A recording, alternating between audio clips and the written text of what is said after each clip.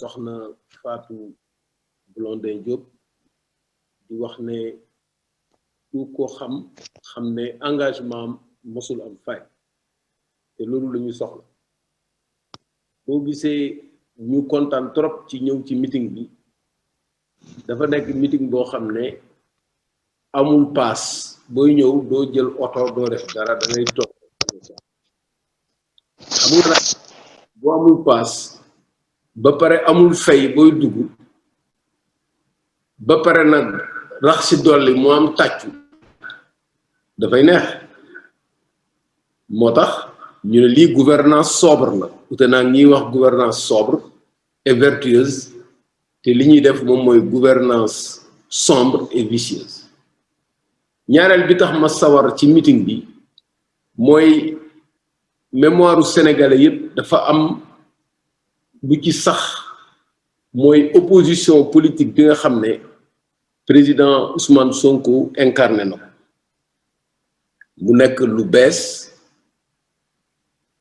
mu nekk lu bees ci jeunesse Ousmane Sonko nekk lu bees ci ay idéem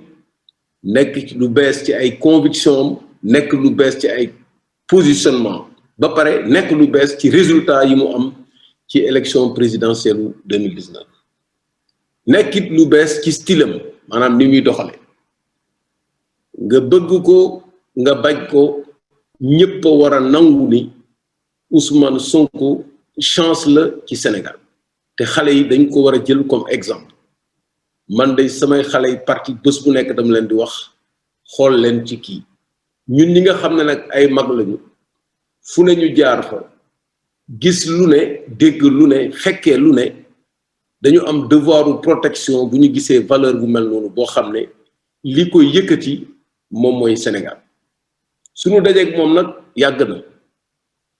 dañu ànd ndax dañu war a ànd bi may laata dugg politique def déclaration politique laa waxtaan ak ñu bare ñu ma yaakaar ne mën nañu symboliser la nouvelle opposition politique sénégalaise mu bokk ci ak ñeneen ñu waxtaan daje ay daje yu bare bind ay këyit ba d'accord ne dañuy jéem a fexe nu ñu waxtaanee ba am un candidat unique pour élection yi ci diggante bi parrainage ñëw ñu xam ne parrainage bu amee boo jiitalee kenn rek buñ ko faagaagalee ñeneen ñëpp dañuy perte moo tax ñu ne ku nekk na dem parrainage ñu toogaat parrainage bi mu jotee gis ngeen li ci xew ñu ne nag nañu toog waxtaan boobu fekk nañu nekk candidat fippu comme ni ko soxna si waxee sànq bi ñu waxtaanee li ñu waxtaanee Diomaye wane na ko mooy fi ñu jëmee réew mi ñu jël seen programme teg ñu jël suñu programme teg kooku mooy premier préalable pour man ma am droit mën a proposer suma parti ñu waxtaanee kan la ñuy soutenir parce que bu doon li ñu waxtaan ci programme jiboowuñ ci voie bi nga xam ne bii tracé na ko ak yoon bi ñu jëm àndul te mënul ànd duma dem ci sama parti ne leen ci ñi ñu war a soutenir am nañu koo xam ne mooy Ousmane Sonko bi ñu ci waxtaanee li ñu dajale bare lool yaakaar naa ne ci suñu point programme yi amuñu divergence approfondir rek moo fi nekk ak affiner li ñu war a doxal ñoom seen programme jot na ñun suñu programme tabax moo tax ñu rejoindre coalition Sonko président bi mu pare it ñu def ci élection yi li ñu war a def yépp ñu taxawal coalition jot na mu ngi dox di féliciter ñi ci nekk ñëpp ak liggéey bi ñu ciy def diggante bi nag mu xew fi lu bare nit boo leen yàggee ànd di fréquentante da ngeen di dem ba am benn affection bu nekk seen diggante ñu am relation personnelle yoo xam ne dafa nekk relation yu mucc ayib yu nekk àndu nawle boo xam ne bii wax dëgg yàlla kontaan naa ci man su may ñëw fii wala Pastef duma ko tàggu duma wax ak moom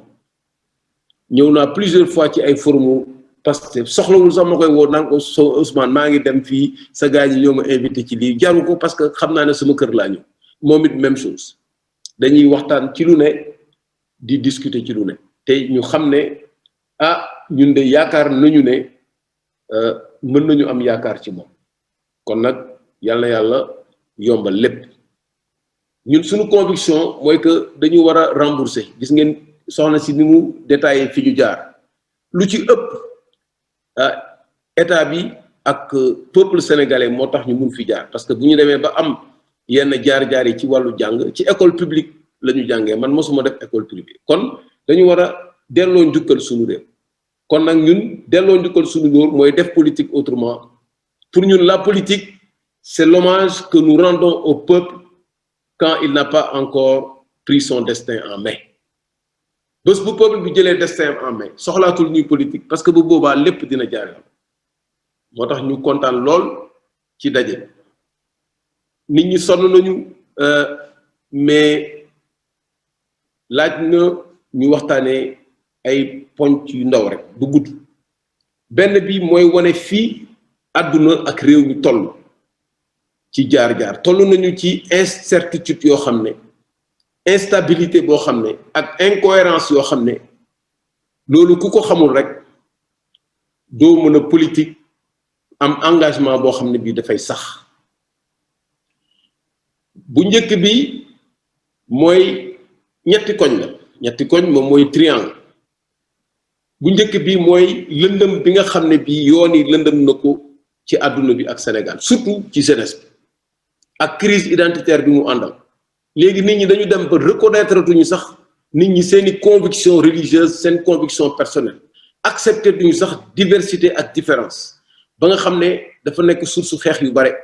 gis ngeen ay xeex yu bare yoo leen yàgg a dégg entre Israël ak palestiniens yi dégg ngeen Syrie li fa am loolu yëpp di am ci yeneen réew yi jommuñu yeneen réewu Afrique yi nga xam ne yi man dama fay dem lu bare façon xeex yu nekk am na fa ci wàllu ethnie ci wàllu yu nekk dafa am benn crise identitaire boo xam ne bii moom mooy benn koñ bi lëndamaay bu ñaareel bi mooy yëngu-yëngu bi nga xam ne bii àdduna bi yëngu na ko ci wàllu instabilité tey jii kenn mënutul def lu sax parce que changement yi dafa bare boo xam ne bii soo gisee tey jii rek Covid bi ni mu soppee àdduna bi ci wàllu koom-koom ni mu ko soppee ci wàllu social ni mu ko soppee ci wàllu ndóol nga xam ne wax dëgg yàlla ñaareelu koñu fii àdduna bi toll métti na ñetteel bi nag moo ci gën a garaaw mooy dafa am yoo xam ne dafay dox ci àdduna te xel nanguwu ko patriotisme nanguwu ko maanaam bëgg sa réew ambition nanguwu ko benn bi mooy li ñu dal ñun surtout Sénégal dañu toog ci wurus di yelwaan weñ gu ñuul wurus bi ñu toog mooy alal ji ñu am fépp ci géej gi am ay mine d'or am phosphate am gaz am pétrole lépp ñu am ko toog ci ba pare di yelwaan weñ gu ñuul fu ñu toll ñu ngi leb fu ñu toll ñu ngi fexe ñu ngi ndóol lu nekk di ñu daal loolu xel mënu ko nangu ñaareel bi xel mënul nangu mooy nooteel boo xam ne ñi ëpp ci réew mi dañu d'accord ab comp ci réew mi aakimoo alal ji di leen noot loolu xel mënu ko nangu loolu moom mooy source engagement politique bu njëkk parce que dañu ne li ñëpp bokk ñëpp dañ ci war a jot waaye bu fekkee ne ñi gën a tuuti ñoo ko aakimoo ñi gën a mag toppa seen gannaaw di yagari bàyyi leen ñu leen di noot loolu moom mooy crise bi nga xam ne bii moom moo xew ci àdduna bi loolu mooy base conviction loolu mooy base engagement politique ñuy dem nag di dem ba alak boo xam ne bii tey ñoom ñëpp d'accord nañu ne Sénégal ci récession la nekk am croissance bi ñu doon bàkkoo ma leen di wax ne croissance bi ruusitu mburu la léegi ñoom ñëpp d'accord nañu amatuñu croissance ñu ngi ci moins 0,7 léegi li ñuy xewal mooy gëm loolu ñu ne 2023 dinañ am croissance à 2 chiffres déficit bi ñu daan bàkkoo ne ñoom seen déficit barewul respecté na règle convergence yi ñu ngi ci moins 3% léegi ñu ngi ci moins 6,1%. kon nag loolu mooy premier triangle bi nga xam ne bii moo xoj Sénégal ñaareelu triangle bi moom mooy góomu Sénégal moom mooy système bi mooy système corruption bi nga xam ne bii moom mooy yàq lépp Afrique moom mooy yàq lépp Sénégal képp ku la wax ne dina defar Afrique dina defar Sénégal te xeexul corruption da lay nax am na nag ñoo xam ne seen politique mooy wax ba jot ci rek buñ ci jotee def ni ñeneen ñi daan def te loolu gis nañ ko Sénégal rupture boobu il faut ñu incarner ko buñ ko incarner wul duñu dem fenn ma jox la ay chiffres ci corruption bi 148 milliards de dollars waxuma milliards de francs CFA milliards de dollars mu représenté maanaam 25% produit intérieur bi maanaam alal ji bi ñuy togg yépp Sénégal Afrique 25% maanaam quart bi moom mooy alal boo nga xam ne bii ci corruption Sénégal moom ci seen étude bopp ñoom seen bopp étude boo xam ne bii OFNAC moo ko def ànd ci ak PNUD ci diggante mai 2015 rek ak mai 2016 118 milliards virgule 44 de francs CFA alalu corruption te ci jamono jooju revenu yi ñuy am ci pétrole beeg gaz bi ñu am ak mine yeeg yépp c'était à 116 milliards donc alal bi nga xam ne mooy alalu njaaj bi alalu jublang bi moo ëpp alal bi ñuy jëlee ci suñu suuf si ci Sénégal ci ay études yoo xam ne yi ñoom ñoo ko def étude Chimonix kon nag réew ku la ne mën na ko defar te fajul góom boobu daf lay nax ñetti koñ yi nag yi waral corruption bi am dafa am ñoo xam ne dañu am pouvoir bu ëpp boo amee pouvoir bu ëpp ba pare am ay soxla ba pare di subir pression il faut nga nekk ci safara corruption loolu moo ñu dal réforme yi ñuy def yépp ci loolu la war a basé wu te corruption bi fi koy jaarale dafa bare ay buntu bu njëkk bi mooy ressources naturelles yi wax naa ko da ngay ñëw fekk lu ñëpp bokk nga dem def sa convention ak nit jox ko attribuer ko kenn du yëg kenn du tin bu ñu génnee papier yi nga nekk fa di lay naan man la du man defuma ko ni laa ko defee alors que alal bu ñëpp bokk balaa nga koo jël di ko séddale da nga ko war a tàggoo ko assemblée nationale waxtaanee ko nit ñi xam kii bloc pétrolier bi nii lañ ko war a jëlee nii lañ ko war a gis ngeen ko même rapport yi nga xam ne am na ci sax nit ñi dañ ko jël di ko nëbb beneen bi ci foncier bi la wax nañ ci ba sol gis ngeen liñ ci liggéey biñ ci def yépp ci foncier bi al suuf si moom la ñu jël aaki moo ko di ci def lu leen neex di ko saax-saaxee amul benn transparence projet yi niñ koy choisir Diomaye wax na ko sànq moom maa ngi koy sant bu baax parce que yàgg nañu liggéey yàgg waxtaan ma koy encourager ci liggéey bi muy def affaire u choix wu projet yi boo demee ba jël choix wu projet terre nga war a dugal alal jooju te amuloo benn procédure boo xam ne da ngay informer nit ñi avant ñu wax ci seen xalaat xam nga ne loolu mooy problème mais ni ñuy choisir projet yi seen intérêt yi ñu ciy am moom moo leen di jiital que intérêt Sénégal parce que am na alal joo xam ne boo ko bëggee dugal ci réew dafa war a nekk ci benn plan ñëpp d'accord ci xam jeexitalam yan externalité positive lay am ci réew mi pour ñu mën ko def marché public yi aussi mooy liggéey yi ñuy séddale ni ñu koy séddale seen waay lañ koy séddale parfois seen sociétés yi sax ñoom ñoo koy moom foofu la guerre bi di jaar rek yooyu góom yooyu ngay jël def ko ñun bi ñu nekkee xale dafa amoon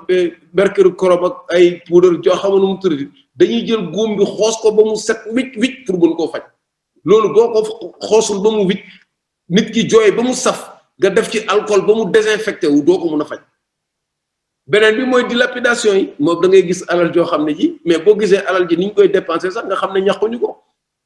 da ngay gis xale bu tuuti boo amul boo xam ne bi dafa am chance papaam nekk bii wala nele dañuy yore ay carte bancaire yoo xam ne ay carte noire yoo xam ne lu leen neex la ñuy jënd ñun ñuy tukki fu ne lañ leen di gis te Afrique yépp la nag da ngay nekk doomu diw yéen chaque jour ngeen gis fi scandale doomu diw bu yore alal boo xam ne bii dañuy dem ci night club yi façon scandale yu nekk jëf la léegi nag ñun suñu doom yeeg suñu sët yi nga xam ne ñoom dañ leen di gis di leen toppandoo di foog na ñoom ci loolu la ñu nekk ñuy dugg ci lu ñu warul dugg donc loolu moom moo fi am kon soo jëlee sa alal joxe ko ci condition yooyu amatuloo souveraineté képp kuy politique Sénégal te posé woo problème souveraineté bi da ngay caaxaan parce que da nga bëgg a def ni ñeneen ñi rek suñ lay wax woy ñi dañu contre France dañu contre Amérique dañu contre ñu kenn suñu réew la ñu faral contre ñu kenn suñu réew la ñu faral la question de la souveraineté c'est une question essentielle moom mooy buum gi nga xam ne bii moom la ñu jël def ko ci suñu baat il faut que ñu dagg léegi nag am na ñoo xam ne dañu bëgg a jël buum bi delloo ko ca boy ba parce que góom boo gis day am boy bi boo ci delloo buum bi day gën a métti loolu nag la ñu nanguwul loolu mooy suñu sensu engagement loolu moo ñu boole ak Pastef te tant que Pastef boobu ñu ngi koy ànd amul benn raison pour ñu bañ ko continuer kooku mooy benn koñ bi pouvoir bi nit ñi am pour jël li ñëpp bokk ñu saax-saaxee ko te kenn du yëngu beneen bi mooy soxla yi da ngay yore poste yore ay pouvoiru décision yu mag ba pare ñu traité la ci condition yoo xam ne yi vraiment doo ci mën a def dara da ngay gis justice bi te corruption bu xasee ba yegg ci justice décision de justice da ngay gis lu war a génn du génn ñu téye ko am na dossier yoo xam ne mu nga foofu depuis combien de temps kenn du ko traité ba pare nag corruption yi dem ba laal ki war a atte nga xam ne atte dafa am sensibilité religieuse bu ci nekk boo xam ne bii c'est extraordinaire corruption bi dem ba toucher administration bi li nga xam ne foofu la nit ñi war a jëlee service public bi ñëpp war ci yem nga xam ne boo amul bras long wala amuloo ku la jàppale lépp boo joxee xaalis sax ñu jox la même bulletin de naissance sax pour nga am ko wala extrait de naissance da ngay mujj di joxe xaalis waxatuma laa nag circulation bi partout dafa dem ba généraliser ba ñëpp d'accord corruption bi dugg ci politique bi corruption bi gis nga ko lañ lay jox t-shirt jox la cap jox la mais sandwich mais nga dem vote ji ñu dem di jox ay nit yoo xam ne dañu war a àtte ci élection yi di jënd ay PV yoo xam ne yeneen parti ñoo ko moom di ko changer ak li fi ajjuma wone sànq maa ngi koy nuyu ci yenn fraude yi ñuy def ci élection yi yëpp fekkee nañ ko suivre ko dans le détail donc loolu yëpp corruption moom moo koy indi corruption mu ngi mel ni genre guro bu sankar waaw moom genre feebar la genre cancer économie la sankar boo xamee luy guro bu sankar mooy guro boo xam ne ci biir da ngay gis benn genre poudre day mujj nekk benn poudre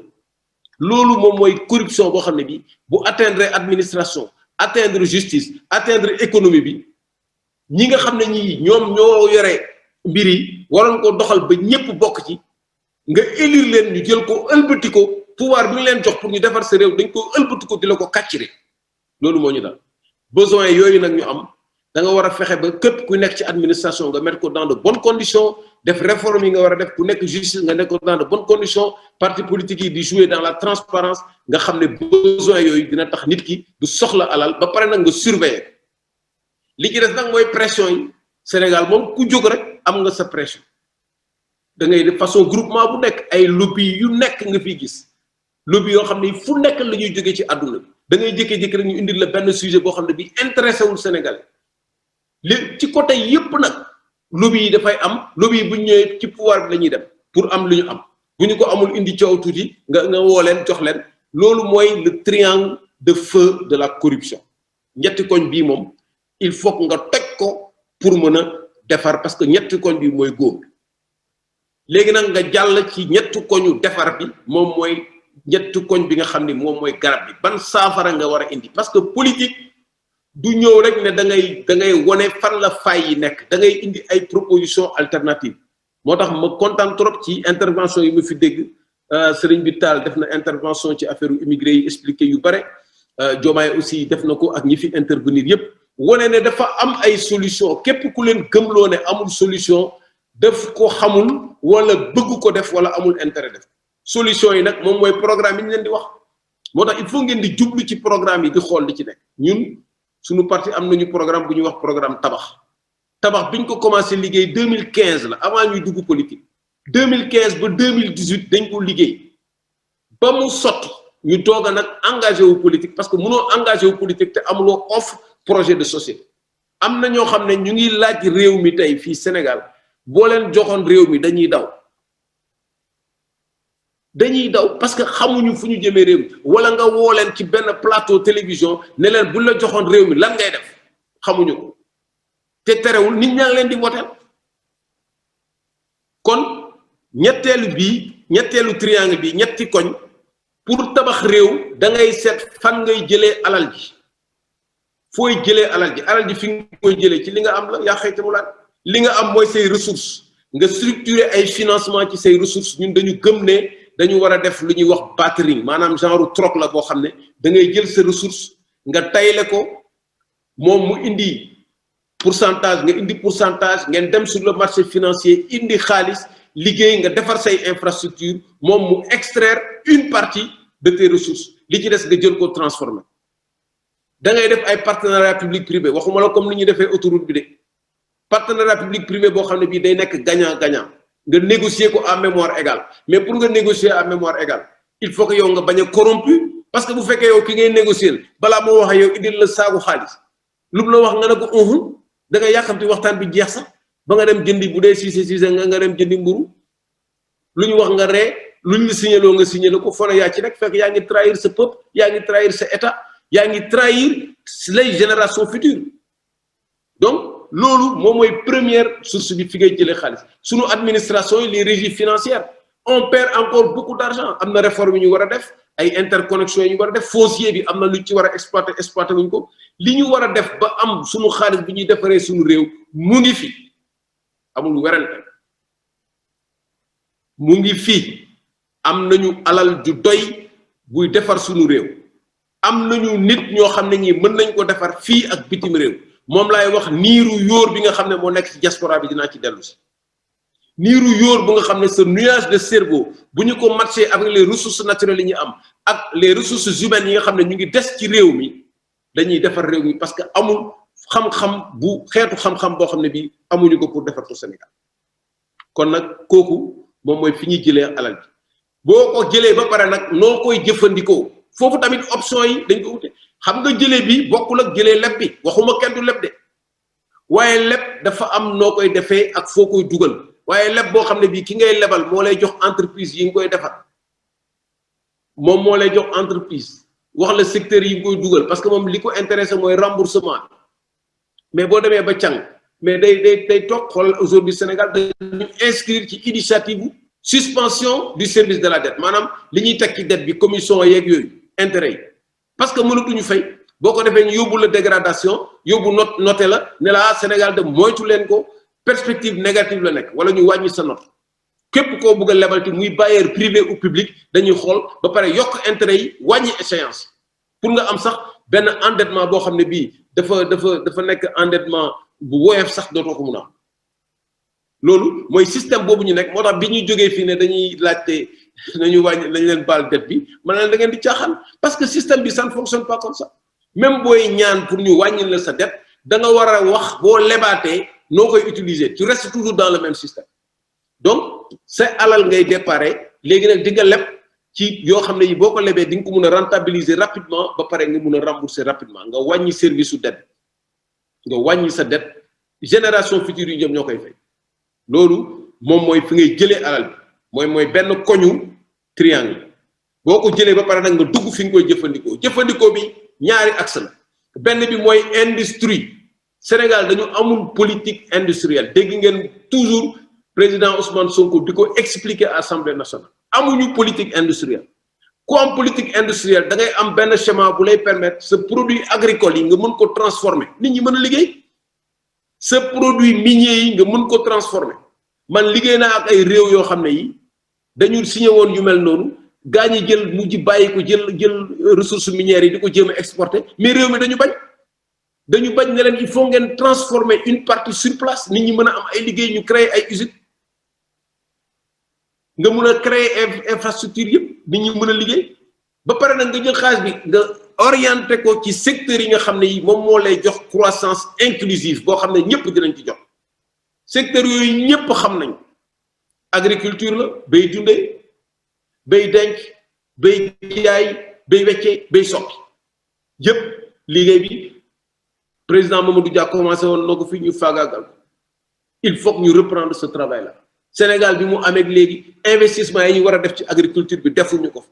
bu ñu toogee ba campagne agricole jot ñu ne def nañ ci 40 milliards def nañ ci 20 milliards loolu développé wul parce que agriculture li nga war a développé dafa bare il faut nga xool suuf si xool ndox mi xool technique yi xool lépp ba nga xam ne bii di nga ko mën a disposer agriculture bi le foncier de l' agriculture donc war a xoolaat nga créer ay titre foncier agricole titre foncier communautaire ba nga xam ne lii am ndengaleer dootu mun a am donc réforme yooyu dañu pare pour def ko li des mooy jël pouvoir bi pour def ko te jël pouvoir bi du ma leen ko jàngal képp ku yaakaar ne dinañ jël pouvoir jël ko jox la ko nga toog sa kër takk sa karawaat di benn saraxule bii di wax ak yéen da ngay nax sa bopp gis ngeen Cellou Dalein Diallo waaw xeex mooy joxe pouvoir il faut se battre dans les règles de l'art mais il faut se battre pour récupérer le pouvoir parce que corruption bi du système électoral ñëpp gis nañu ñun ñii on l'a vécu en direct. Agriculture pêche chaîne de valeur yi nekk ci pêche bi yëpp ah jën yi nga jël ay accord de pêche joxe ko yow doo jël sa jën signé ay accord waa ji surveiller ngeen génnee jën yi dem ut financement def ay quai def transformation famille liggéey ñu am ay usine ay conservation lépp ñu lekkee ko fi li ci des nga exporté ko fii da ngay dem ba jën sax doo ko am dañuy joxe ay permis même ci ay espèces pélagiques yoo xam ne dañ leen war a bàyyi ñu développé wu loolu mooy sax-saxe di signer ay accord de pêche élevage même chose gis ngeen ko meew mi Malick wax na ko sànq dañ koy tuur parce que amul stockage amul transformation meew mi lu ne mën nañ ko cee am mën nañ ci am beurre mën ci am fromage mën ko organiser pourquoi duñ ko def parce que du seen intérêt parce que ñi lay lebal xaalis duñ la lebal xaalis pour nga dugal ko ci secteur yoo xam ne yi boo ko développé dootoo importer seen produit loolu moo tax ñu signé ay APE parce que dañu bëgg ñoom bu ñu béyee ba pare ñu jaay la yow nga jël sa xaalis fay leen mais duñ la lebal duñ la dimbali pour nga développer sa agriculture duñ la dimbali pour nga développer sa pêche duñ la dimbali nga développer sa élevage ndawal li même chose ndawal li lu ne mën nga ko cee am ay saucisson dara du yàqu ci ndawalu cheptel bi cheptel debout bi secteur bi yëpp transformation boutique yeeg sabot yeeg nu mu tuddee béjjén yeeg lépp mën nañ ko def mën nañ ko wol def ko ay produits pharmaceutiques nga def ay industrie pharmaceutique dugal ci xaalis defuñu ko parce que liggéeyuñu booy liggéey bëgg a développer réew da ngay xalaat fan ngay jaar pour développer ko Sénégal dañu xalaatul sax fan la ñuy jaar pour développer réew waaw loo xalaatul nag wax dëgg yàlla mënoo cee sori c'est la même chose pour der bi pot bi ñu ngi nii di importer ay marakis Maroc di importer ay sac jigéen ñi sac yëpp ñu sol boo ko nangu woon teg ko amul benn bu ñu fi defaree fii xam nga ñoom rus nañu sol saabu ngaay wala dàllu ngaay pourtant loolu war nañ ko mun transformer fii artisanat ñun ci suñu programme dañu am office sénégalais de l'artisanat boo xam ne amoon na temps Mamadou Dia dañ koy rétablir avec 350 milliards un fonds revolving coiffeurs yu ndaw yeeg tailleur yeeg femmes yi nga xam ne ñu ngi liggéey ñi nga xam ne dañuy xarañu loxo di def ay produits ñu def ko ay trucs artisanat def ay moment fu ñu mën a exposer parce que promouvoir uñu artisanat bi te pourtant artisanat bi ñi muy dundal moo ëpp yeneen secteurs yi dañuy dundal tourisme n'en parlons pas tourisme bi ñëpp bëgg a ñëw fi Sénégal façon tourisme bu nekk bu nañ ko développer mais tourisme bi dafa cher da nga koy def zone franche nga xam ne da nga koy considérer comme ku nekk à l'étranger nga organiser ko def investissement ci tourisme yi exonération yi jël di ko joxe pour ay faux projet exonération yi ngay jël dugal ko ci tourisme mu nekk zone nga xam ne dina juraat xaalis donc loolu mooy orientation bu bees bi nga xam ne war nañ ko jël mooy ñaareelu koñ bi mooy jëfandikoo alal ñetteelu koñ bi mooy naka lañ koy jëriñoo alal ji buñ ko liggéeyee nag kan la war a jëriñ ak lan la war a jëriñ ci réew ki mu war a njëkk a jëriñ réforme bi ñu war a njëkk a def mu am solo moom mooy éducation bu ñu ko réformé wu conformé ko ak sunu culture sunu ñun ban Sénégal la ñu bëgg ak lan la ñu bëgg boole ci sunuy langue nationale maa ngi bind benn livre bu tudd changer de cap ci biir livre changer de cap chapitre bi ci gën a gudd mooy chapitre éducation pour expliquer réforme yi ñu ci war a def ak détail bi ak ni ñu koy financer ak nañoo naka la ñu war a orienter ci formation scientifique bi naka la ñu war a orienter ci affaire médecine bi ak yooyu donc réforme bu mag la ñu war a def ci éducation du genre réforme yi def réunion ñaari fan ñetti génne benn rapport états généraux de trucs et cetera suba ñu jël ko teg ko fële tu ne finances même pas l'éducation dañuy ngay wut schéma de financement ñun dañuy tayle pour 8000 milliards revolving état mooy jël en charge l'enseignement la privatisation de l'enseignement ça suffit la privatisation de la santé ça suffit kooku état bi moo ko war a jël ci ay ressources santé même chose wax nañ ci li ñu mën a def Covid bi gis ngeen liggéey bi ñu ci def pour wane orientation yi ñu ci mën a def budget bi 600 milliards pendant 5 ans def ay polyclinique ci département yi dugg def ay oto yoo xam c'est équipé ngay dem ci dëkk yi dëkkaat yëpp sans compter réforme yi nga war a def ci aménagement territoire yi reconstruire les villages déplacer capitale bi yooyu c'est des réformes yoo xam ne mooy tax nit ki mën ko jëriñoo ménage yi même chose ménage yi dañuy sonn kër yaa ngi tas da ngay nekk xale di liggéey commencé nak tak jabar wala nga am jëkkër do ñëmé sax génn jëli appartement parce que li ngay fayé ko ci la say wajur di compter sans compter dañuy jëm mag bo commencé liggéey sa wajur jëm mag nga wara fay santé amul minimum vieillesse pour les retraités amul prise en charge c'est sésame bi lañuy def dafa lebal bo démé di faju sax dañ nga nan légui état bi daf ñu amel xaliss dañ ko bloquer. Donc ça c'est important soutenir les personnes vulnérables ñi nga xamné ay handicapés lañu et qui personnes vulnérables yoyu da ngay gis ño xamné ñi dañu dem guerre pour le Sénégal blessés ñu leen di fay ay pensions yu dul jeex yu tuuti la wax pardon donc yoyu dafa am ci biir fofu nak la diaspora bi nek ñi joggé sen réew dal di dem bitim réew pour daan sen doole waxatuma la nak li ñu am kas réew ñukoy dello ci war Sénégal lolu mënuñu ko bayyi ni té organiser wuñu mais man comprendre na pourquoi organiser wuñu parce que wolu wuñu Sénégal ko xamné li la jox kas réew yang koy détourner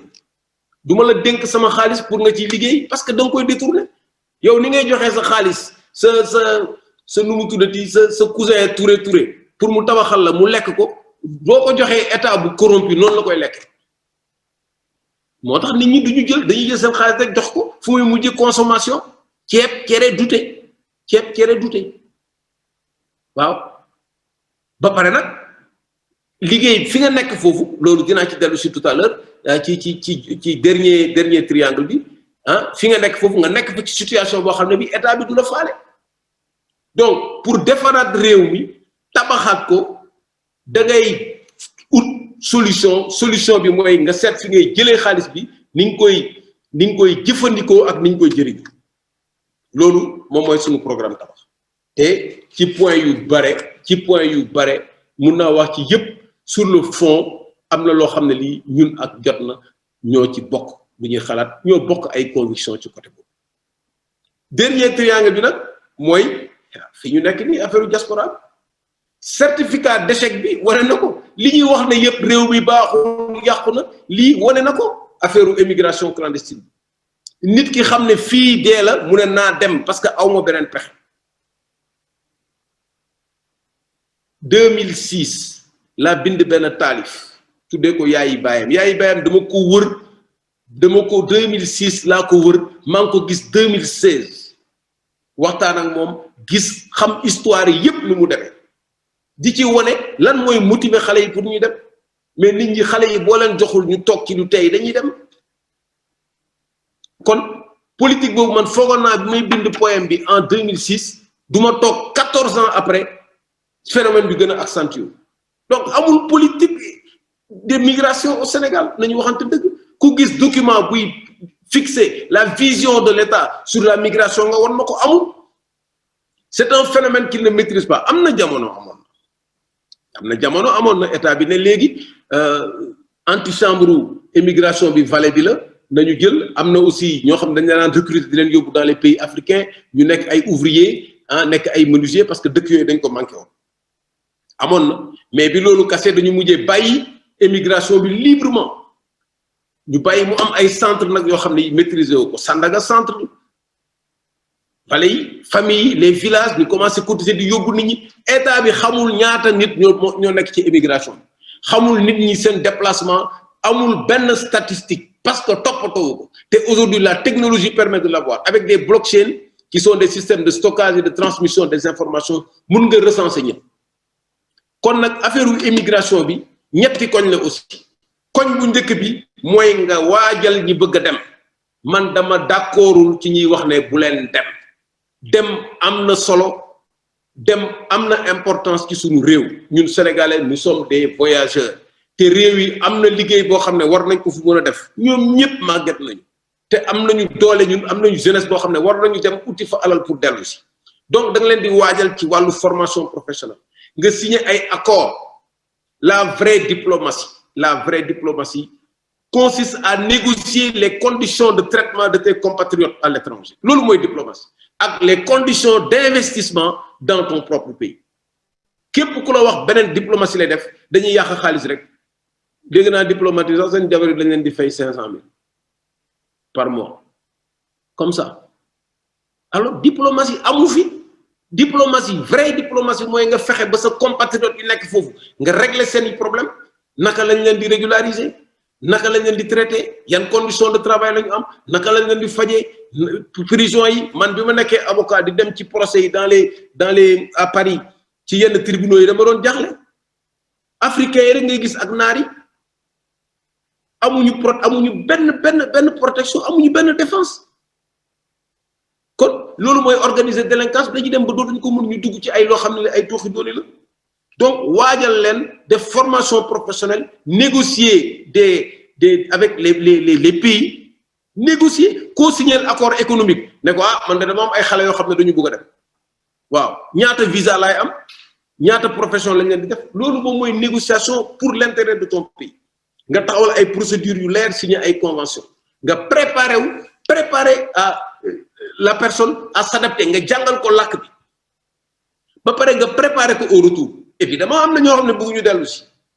waaw am na ñoo xam ne bëgguñu dellu si lan nga ci mun ils sont libres bañ a dellu si mais bu ñu yàqal ñi demagul mais état moo war a fixer conditions yi defar boo paree nag ci loolu boo leen waajalee ba pare nag seen dundin sur place nga surveiller ñu am nag un modèle un comportement am na décision yi revendication yu bare day am problème parce que gis nañu fii yenn abus yi fi amoon ay substitution de nom ay ñëw dugal yóbbu waa ji fële na kii muy tudd Modou Diop sama doom la fekk du sa doom retraite bi nga ñëw fekk yow bu am décès doo ko signaler finalement bu ñu demee ba xam ne système bi dafa am ay fraude dootuñu ci sawar donc il faut ñu organiser un modèle de citoyen patriote ñun dafa am lu ñu war a jomb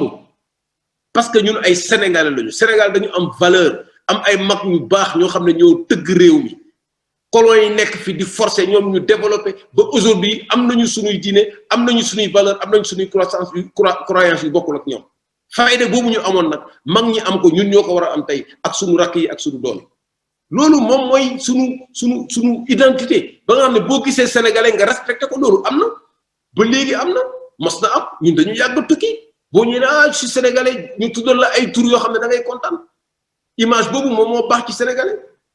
mais image boobu ñun ñoo ko war a inculquer di waxante dëgg ak suñu citoyen mais parfois dañuy nekk ci situation yoo xam ne amul anticipation émigration clandestine bi amul benn anticipation il faut sensibiliser mais sensibilisation doyul il faut donner des solutions économiques loolu sax doyul après il faut surveiller ñetti S yooyu moom mooy affaire immigration clandestine nga organiser ko ba ñëpp gis ci seen bopp ba pare nag seen dundin nga gérer nag la faim mais la faim peut être extrêmement difficile gis nañu ko am na ñoo xam ne dañuy dem foofu am accident am invalidité am ñoo xam ne dañ fay feebar ñoo xam ne chômage chronique lañ fay am wala délinquance bi dugg ci insécurité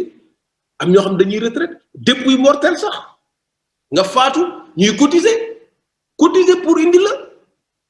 gis ngeen ko ci Covid bi ak stigmatisation bi fi amoon dañu mujjee jóg taxaw wax ci ak le collectif des Sénégalais de la diaspora parce que normal ba ñu mujjee reculer kon koo xam ne kii dafa jël alalam di ko dugal ci Sénégal di dem daani dooleem yow toppatoo sax naka lay dundee xoolal xale yi jàng foofu pourquoi doom ay école sénégalaise dans ces pays comme ni mu amoon école sénégalaise en Gambie xale yi di jàng programme sénégalais nga xam ne comme dañu bëgg a dellu si boo ñëwee ñu jàngale italien lan la lay jëriñ nga dem jàng sa italien dina la jëriñ foofu rek mais après dootul am njëriñ parfois am na ñoo xam dañuy mujj sax di jël seen xale di leen yóbbu ay France ak ay États-Unis wala nga dem ñoo xam ne espagnol da ngay def ay école sénégalaise def programme bi ku bëgg a def médecine foofu def ko fa ku bëgg a def agronomie nga def ko fa lépp loo bëgg a def nga ñëw Sénégal def say stage boo paree nga am fonction ñëw Sénégal liggéey administration bi ñu def ci réforme yi ñu ci war a def appel à candidature ñëpp yem ci jël poste yi bañ ko def ay poste politique li ñu war a liggéey Sénégal moo bare boo xam ne bii amuñu temps wu palabre waruñu accepter kenn duñu divertir parce que ñun dañu gëm ne responsabilité bi ñu am mooy liggéey Sénégal bokkul politique yi nga daan dégg fii Sénégal ak lii ñuy defandoo fii bokkul donc da ngeen am responsabilité boo xam ne yéen xale yi surtout da ngeen am responsabilité boo xam ne bu leen caaxaanee li ngeen di def de lii du caaxaan de lii du ay affaire u xëccoo maay responsable fii maay lii non loolu xewi na réew mi moo nekk ci survie boo xam ne bii boo leen ci taxawul du am dundin boobu nag ñun ñoo ci war a taxaw boo paree nag ñetteel bi mooy ñibbisi bi il faut organiser un retour gagnant le retour gagnant nag il faut que d'abord avant muy ñëw li mu am kas néew ñu mën ko ci dugal xaalis bi ñu dugal muy ñëw Sénégal te kenn mënu ko xayma ñu ngi wax ay 1500 milliards ñi di wax ay 1800 ñi di wax mais ëpp na ko parce que circuit informel bi ak compensation privée bi ñuy def jox ma lii ma jox la lee moo ëpp loolu boo jëlee 300 milliards ñu def benn société bu ñuy wax Diaspora SA parce que Diaspora SA da ngay jënd ay action rek ku nekk jënd 10 000 action ku nekk am nga sa part action Diaspora SA mooy organiser lépp investissement yi ñu war a def ci secteur yi ñu wax avec l'aide moom mooy organiser affaire logement yi boo bëggee tabax doo ci sonn dañuy recruter ay architecte recruter ay entrepreneur ñu defar plan yi ba mu mënul ñëw ñu koy xool ngay gis en 3D nga gis joxe sa avance fu mu toll ñu jël banque de l'habitat def ko ci diggante bi di nga am te doo am benn risque parce que c'est garanti par la société boo xam ne da nga ci jël action bénéficiaires yi nga xam ne ñoom nga doon jox sa xaalis ñu jël leen di leen employé en priorité ñi ci am ay action mën a décider am ay conseil d'administration di décider loolu mooy organiser nga xam ne économie bi ñuy am foofu dinañu amal njëriñ kon nag loolu moom mooy yoon yi nga xam ne yi mën nañ ko defaree réew mi mën nañu lever même ay financement bu ñu bëggee investir autour ah da ngay dem sur le marché nga lever ay financement am nga ay garantie yaa ngi def ay activités yu marché nga investir ëllëg bu ñu nee par exemple dañuy defar benn train wala dañuy def BRT ñu ne bon pas immigré yi mu ngoog on fait un tour de table ku nekk ñëw investir donc képp ku la ne mënul defar réew mi daf lay nax yoon yaa ngi nii gis nañu fay yi fu mu nekk gis nañu góom yi gis nañu garab li ci des nag mooy valeurs yi nga xam ne yi war nañ ko am valeurs yi nga xam ne am nañu ko engagement politique bi nga xam ne am nañu ko bu ñu ko defee incha allah dinañu defar suñu réew ci jàmm wasalaam jërëjëf maa ngi leen di sant di leen gërëm.